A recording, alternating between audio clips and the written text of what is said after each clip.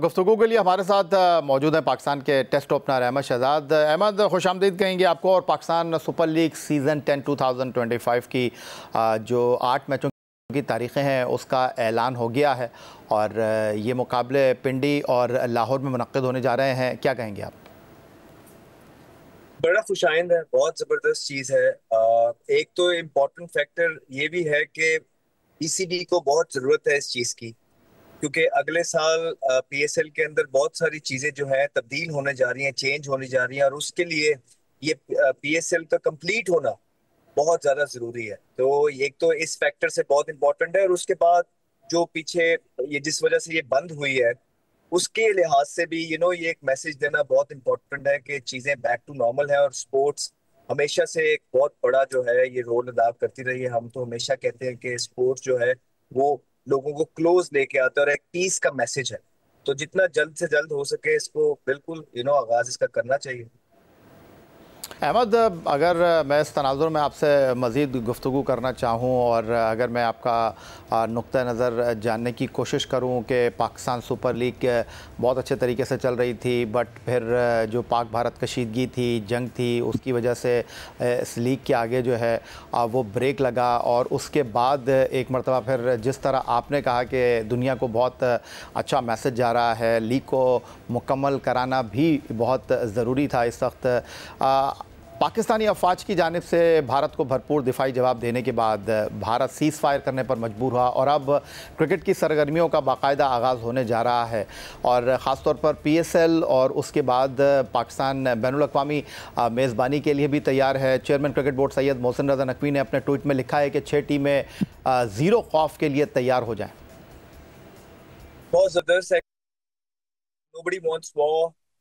ये हमारे लिए तो बिल्कुल हम प्रिडिक्ट, मैं एज अ शहरी तो बिल्कुल भी नहीं कर रहे थे, लेकिन हम पे ये जो वॉर मुसल्लत की गई और उसका जो है भरपूर जवाब दिया गया हमारी अफवाज की तरफ से, और उसकी ये एक्सपेक्टेड था। हमारे लिए तो ये कोई नई चीज नहीं थी। बचपन से बड़े होते हुए हम अपनी अफवाज की स्टोरीज और कहानी और इनके जज्बे की मिसालें देते रहे हैं।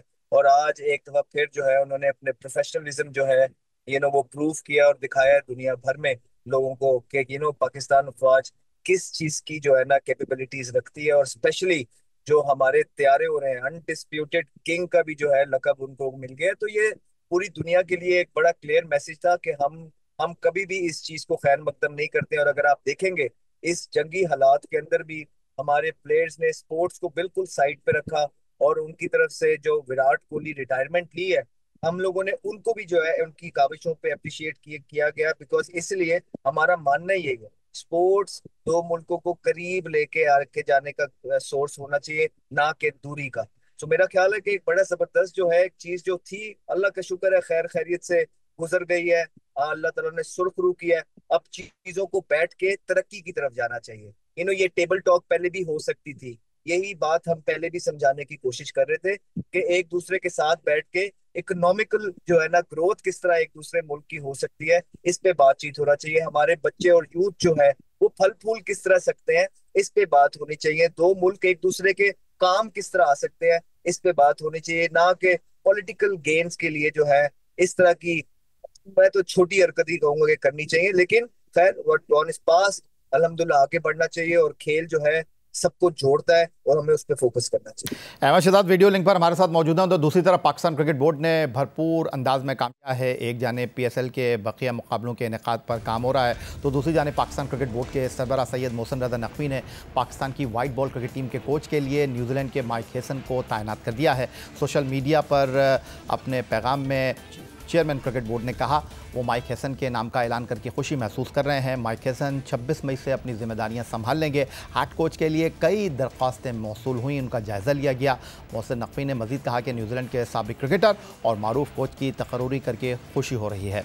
Mike Hesson Pakistan super league में इस्लामाबाद यूनाइटेड के कोच की हैसियत से खिदमत अंजाम दे रहे हैं। माइक हेसन 2012 से 2018 तक न्यूजीलैंड क्रिकेट टीम के हेड कोच भी रह चुके हैं और वो न्यूजीलैंड की तारीख के कामयाब कोच में शुमार होते हैं, क्योंकि उनकी कोचिंग में न्यूजीलैंड ने 2015 के वर्ल्ड कप के फाइनल में जगह बनाई थी। दूसरी जानिब उबूरी हेड कोच की हैसियत से काम करने वाले साबिक टेस्ट क्रिकेटर आकिब जावेद को डायरेक्टर हाई परफॉर्मेंस सेंटर मुकर्रर कर दिया गया है। एक बार फिर अहमद जानिब चलते हैं। अहमद, आप किस तरह देख रहे हैं इस तकर्रुर को और एक नई तकरूरी है, एक नई जिम्मेदारी है। माइक हैसन का न्यूजीलैंड टीम के साथ बड़ा वसी तजुर्बा है। इस तजुर्बे को लेकर उनको आप पाकिस्तान टीम के साथ किस तरह देखें?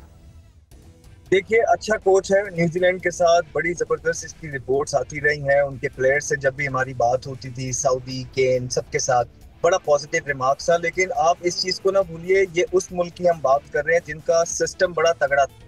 एक लाएमल ऑलरेडी बना होता है और उस पर आगे चीजें करनी होती है। यहाँ पे कुछ भी ऐसा नहीं है। यहाँ पे हमारी अंदरूनी क्रिकेट के अंदर बहुत बड़े मसाइल चल रहे हैं और जिनको सिर्फ हमारे लोगों को ही पता है। अब ये भाई साहब बाहर से दोबारा आए हैं। आप देखें, पहले आपने आकिब जवेद को लगाया, वो इसका मतलब है आपने उसको अगर हटा दिया तो वो एक गलत तकरीर थी जो आपने की। उससे पहले आपने वहाब रियाज को टीम के साथ जो है ना सीनियर मैनेजर बना के भेजा, फिर उसको हटा दिया। फिर आपने जो है ना उनको जो है ना पाकिस्तान कप में जो वो सबके ऊपर बिठा दिया लाके। उसके बाद रजाक को आपने एक जगह से साइड पे करके उसको स्ट्राइक फोर्स दबा दी गई। फिर यूसुफ के साथ भी आपने, मोहम्मद यूसुफ के साथ भी इस तरह किया कि अब आके दोबारा से आपने बैटिंग कोच बना दिया। तो ये कुछ समझ नहीं आ रही है कि एक चीज से हटा के आप दूसरी चीज पे, जिस तरह आकिब जवेद को भी लेके गए हैं, what's the point behind it?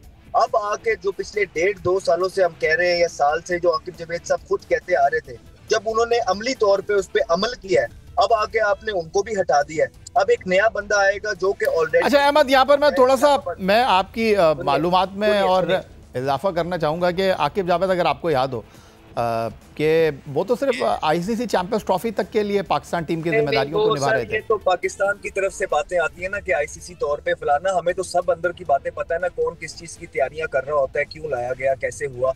तो अब आपने उनको आके जो है ना हटा दिया। जब उन्होंने ठीक काम करना स्टार्ट किया, उन्होंने उन लोगों को जिनकी वजह से नुकसान हो रहा था T20 के क्रिकेट के अंदर, जैसे ही उनको हटाया है आपने, अब उनको हटा दिया। अब नया बंदा आएगा जो ऑलरेडी से पता नहीं कितने अरसे से जो है ना इस्लामाबाद यूनाइटेड के साथ एसोसिएटेड है, वो ऑब्वियसली वहां की बोली बोलेगा। और आपको, मुझे, आपके पास कोई लाएअमल है जो आप उसको देंगे कि हाँ यार हम इस तरह आगे बढ़ना चाह रहे हैं?